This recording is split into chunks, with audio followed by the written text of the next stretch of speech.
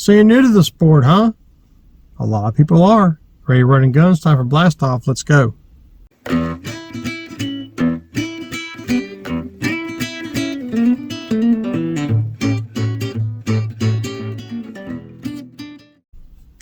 Hey guys, Todd here with you. Welcome back to Bassin 101. Truck Talking Bassin 101. Why do I title the channel Bassin 101? Because it's simplified. I don't make things complicated. I don't make techniques outrageous. I don't give you 100 million different ways to fish one particular worm. It's Bassin 101. And I have gotten, guys, email after email after email, and comments too, of folks who are brand new into bass fishing. You know, from kids to 20-year-olds to even 40-year-olds who are new into it and who ask me for advice on stuff. So I thought it'd be kind of cool just to do a video about this, about truck talk. When you start out bass fishing, I'm going to tell you right off the bat, guys. YouTube University has a lot of classrooms. That's the nicest way of putting it. There are a lot of channels that are just out there for views. They're out there for subscribers. They're out there to get you laughing, get you chuckling, and, you know, oh, yeah, I'll subscribe to it, you know, everything. But there's no teaching involved. And unfortunately, more than 3/4 of what's out there is like that. Now, I'm not dogging these people. You know, if they want to have comedy and everything else, and well, I wouldn't even say comedy, it's just stupid stuff. But if they want to be goofy and everything else, okay, fine, do it. But you're not a teaching channel. I like to teach. I like to help people. I like to offer advice, but at the same time, I'm open-minded to advice myself. Okay? I don't know everything. Nobody knows everything. Not even Bill Dance. Not everybody knows everything. Okay? Not even the great Kevin Van Dam or Larry Nixon. They don't know everything.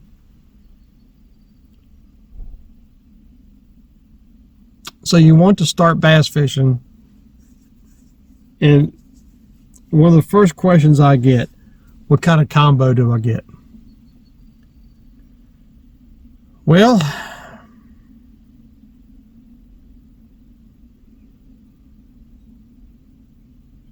let me put it this way. Okay.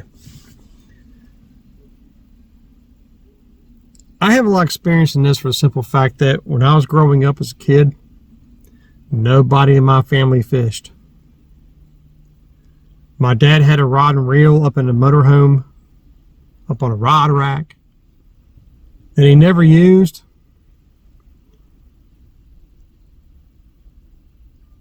I'll be honest, Bill Dance taught me how to fish, watching his TV show when I was a little kid.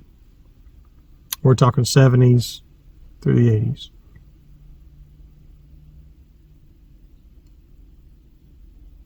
Because we live on a lake, and I just, for some reason to me, I had a fascination with fishing. I didn't care, at the time, I didn't care if it was bluegill, carp, bass, didn't matter. I just loved to fish. Well, growing up on a lake does that.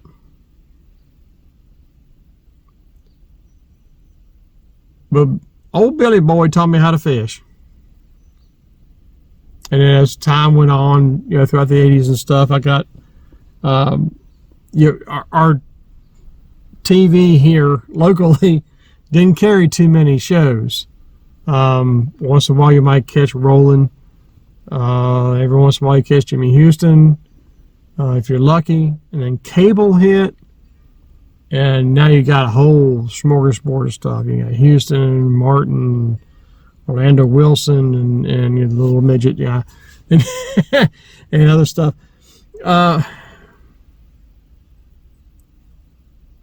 But if you want to start, now when I started, I just had a little 5-foot fiberglass, blue fiberglass rod. It was a Zebco combo, and a Zebco 202, and that's what I started with. And to get the closest thing to Bill that I can get, the local tackle store that I used to frequent on Fridays, Dad would let me go to the tackle store on the way to the lake, and he would let me get one thing. So, clear blue strand. That's what Billy fished back in the 70s. I had to get clear blue strand if I want to be like Bill Dance. So those Zebco 202, I had clear blue strand. Now, here's the thing. If you're just starting into this, okay, do it the smart way. Get you a spinning rod, or basically just. I'm not a fan of them. I'll be honest with you. I don't like combos that you get in a store.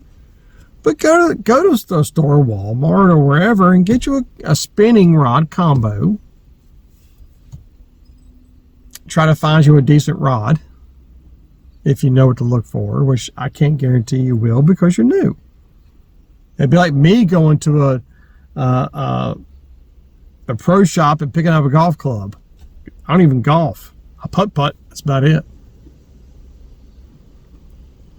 But just go get you a spinning rod and get you something cheap, okay? Just get something cheap, something that you can just give away to somebody when you're done with it, all right? And if you like it, if you like what you're doing, here's what you do. You do some research. I've got a lot of videos on tackle and rods and what to look for in rods. Go to Walmart or wherever, big box store or wherever, and get you a decent rod, let's say within the $50 price range, and get you a spin cast rod, a closed face reel. It's the little screw on cap front feeding deal. I say that because if you get good with that reel, well, the next step is a bait caster. But you can still use the same rod. Okay? So you're not wasting money on rods. But get you a cheap, $15, $20 spin cast reel, closed face spin cast reel, top mount, and fish that for a while. And if you get pretty good with it, well, the next step's going to be your bait caster. Now, me personally, I taught myself how to throw a bait caster. I did it on a Daiwa PS10 back in 1982, 1983. Bought my paper route money when I was 12, 13 years old, and I still have that reel. That reel also saw me through tournaments back in the 90s, and I would trash every reel I have in my collection to save that one reel. Actually, the first two reels, because I also have a PS10, or actually it's a PMF 10S, which is the very first Magforce reel, patent pended, and I still have that reel too that I bought like 6 months later. I call her Maggie. But I still have that reel too, and I'd keep her just the same. Both of those reels, all I've had to do with them over the years is put ball bearings in them. Other than that, they're top notch. But yeah, if you're just starting out and you want, a good rod and reel combo, get you a spinning rod, cheap one. If you end up liking the sport and you like throwing baits and stuff like that, then you work up to the casting rod. Find a rod that fits you. I mean, you might want a 6-foot rod, you might want a 7-foot rod. It's just how it feels to you. And just get you a spin casting reel. Just something simple. And throw it until you're good with it. And then go to your bait caster. And you're just going to teach yourself. Unless you know somebody who If you have somebody who bass fishes all the time, skip the spin casting reel, get you a bait caster and have them teach you. Okay? If not, get you a push button reel and then graduate to a casting, a bait caster.